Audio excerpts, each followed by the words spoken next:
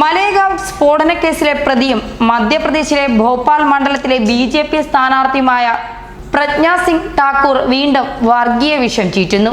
തിരഞ്ഞെടുപ്പ് വിജയം ലക്ഷ്യമാക്കി ഹിന്ദു വോട്ട് ഏകീകരിക്കാനാണ് ഇവർ നീക്കം നടത്തുന്നതെന്ന് ആക്ഷേപവും ഉയരുന്നുണ്ട്. അയോധ്യയിൽ ബാബറി മസ്ജിദ് തകർത്തതിൽ അഭിമാനമുണ്ടെന്നും പശ്ചാത്തപിക്കുന്നില്ലെന്നും അവർ ആജ് തക്കിന് നൽകിയ അഭിമുഖത്തിൽ വ്യക്തമാക്കുന്നു. മുംബൈ ഭീകരാക്രമണത്തിൽ പാകിസ്ഥാൻ ഭീകരരെ നേരിടുകയും അവസാന വീരമൃത്യു വരിക്കുകയും ചെയ്ത ഹേമന്ത് കാർക്കറെ മരിച്ചത് തന്റെ ശാപം കൊണ്ടാണെന്ന് 2 ദിവസം മുമ്പ് പ്രജ്ഞ സിംഗ് ഠാക്കൂർ പറഞ്ഞതിന്റെ വിവാദം അവസാനിക്കും മുമ്പാണ് വീണ്ടും വിഷം ചീറ്റി രംഗത്തെത്തിയത്. കാർക്കെതിരായ പരാമർശത്തിൽ മധ്യപ്രദേശ് പോലീസ് കേസെടുത്തിട്ടുണ്ട്. അയോധ്യയിലെ രാമക്ഷേത്രത്തിന് ചുറ്റും മാലിന്യങ്ങൾ ഉണ്ടായിരുന്നു. അത് ഞങ്ങൾ നീക്കം ചെയ്തു. അതിൽ വലിയ അഭിമാനമുണ്ട്. അവിടെ രാമക്ഷേത്രം പണിയും. കോൺഗ്രസ് 70 വർഷം രാജ്യം ഭരിച്ചു. നമ്മുടെ ക്ഷേത്രങ്ങൾ സുരക്ഷിതമല്ല. ഇന്ത്യക്ക് പുറത്ത് രാമക്ഷേത്രം പണിയാനൊക്കുമോ? അവർ ചോദിക്കുന്നു. ഭോപ്പാലിലെ ജനങ്ങൾ എനിക്കൊപ്പമുണ്ട്. വിജയിച്ചാൽ മണ്ഡലത്തിലെ എല്ലാ വികസന പ്രവർത്തനങ്ങളിലും ശ്രദ്ധ കേന്ദ്രീകരിക്കും.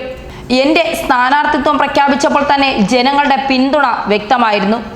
പ്രചാരണം തുടങ്ങിയപ്പോൾ തന്റെ ആത്മവിശ്വാസം ഇരട്ടിയായെന്നും അവർ പറയുന്നു. അതേസമയം അവരുടെ വർഗീയ പരാമർശത്തെ തുടർന്ന് കോൺഗ്രസ് നൽകിയ പരാതിയിൽ തിരഞ്ഞെടുപ്പ് കമ്മീഷൻ പ്രജ്ഞ സിംഗിന് നോട്ടീസ് അയച്ചിരുന്നു.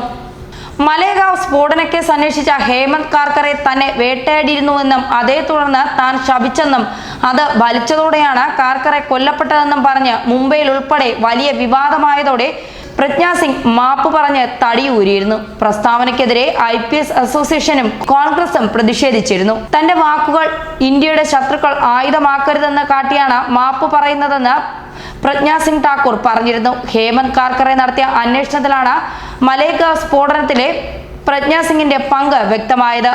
RSS പ്രചാരകനായിരുന്ന സുനിൽ ജോഷി വധക്കേസിൽ പ്രജ്ഞ സിംഗ് ഠാക്കൂർ ഉൾപ്പെടെ 7 പേർ കുറ്റക്കാരാണെന്ന് കോടതി 2017 ജനുവരി 1 കണ്ടെത്തിയിരുന്നു.